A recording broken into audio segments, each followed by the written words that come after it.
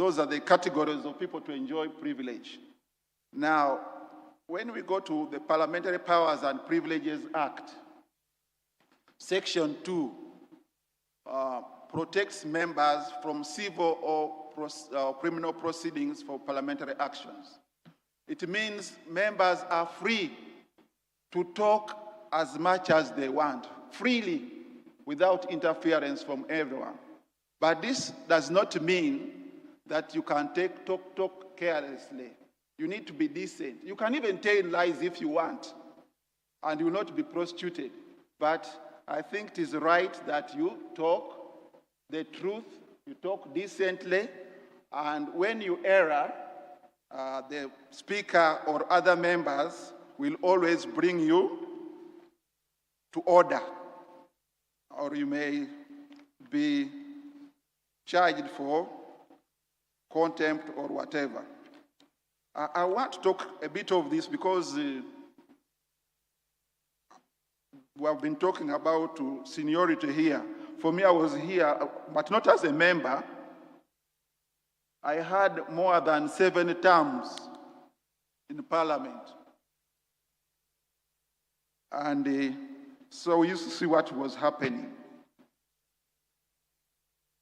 When you talk on, you present any matter on the floor of Parliament, please avoid going to radio.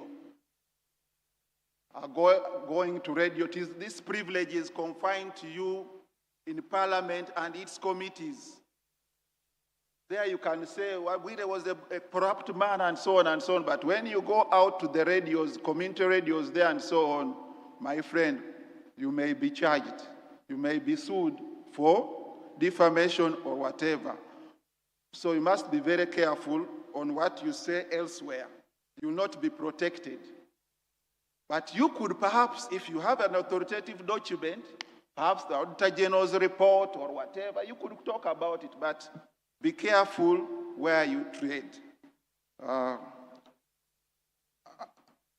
Speaking freely in Parliament, Honorable Kakoza has been talking about being re-elected many times. And I'm telling you, honorable members, one of the key performance indicators for you to come back to Parliament is only when you have spoken in the Parliament. When your electorate see that you have spoken in the Parliament. And how do you do that? I think one of the tricks, for you have very little time. You don't have time at all. In the NRC, members would speak up to 20 minutes, and they would exhaust whatever they want. If you go to the debates in the 60s, one time Honorable Baka Mayanja talked for 2 days. During the debate on the Constitution, he talked for 2 days. For you, you don't have that opportunity. So, another thing I would like to say is that you have to prepare so much to be outstanding, to be recognized by the speaker. I've served under 12 speakers, and I've watched them, including the president, when he used to chair the closed sessions of NRC. When there is an impasse or a very controversial matter, the speaker will not give what Honorable Katuntu was saying the other day. Those other members, no, he will never. He or she will be looking out for particular people because they are the ones who will have solutions. So the trick is prepare adequately, research so much so that you have answers or solutions to many of the problems. Once you have those solutions, you will always be given an opportunity to speak. But if you are speaking in general terms, the speaker will never give you an opportunity, especially at the stage of resolutions or key matters to be handled. And within the first 1 year, the speaker knows whom to pick. When there is an impasse, he'll just look this way. Oh, Honorable Watcher there. Oh, Honorable Kanyomozi there.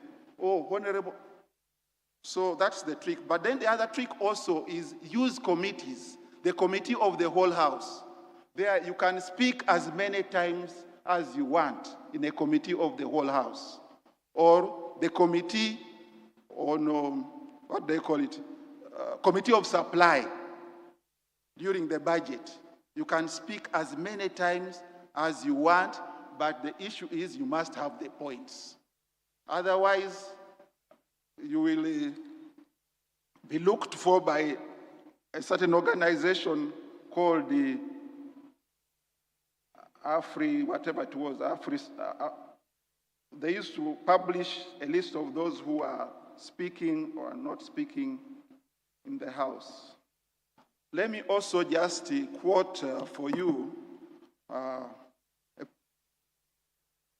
what late Honorable Olanya did say during a plenary sitting of 21st August 2021.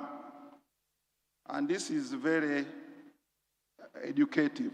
The era of gambling with speeches is over. The era of throwing figures and statistics whose sources are us is over.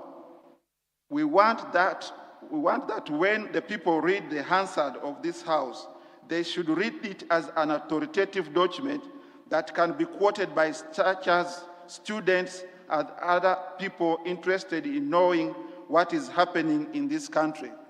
So you must be very particular with what you say. As Honorable Katuntu was saying, you must be precise and concise.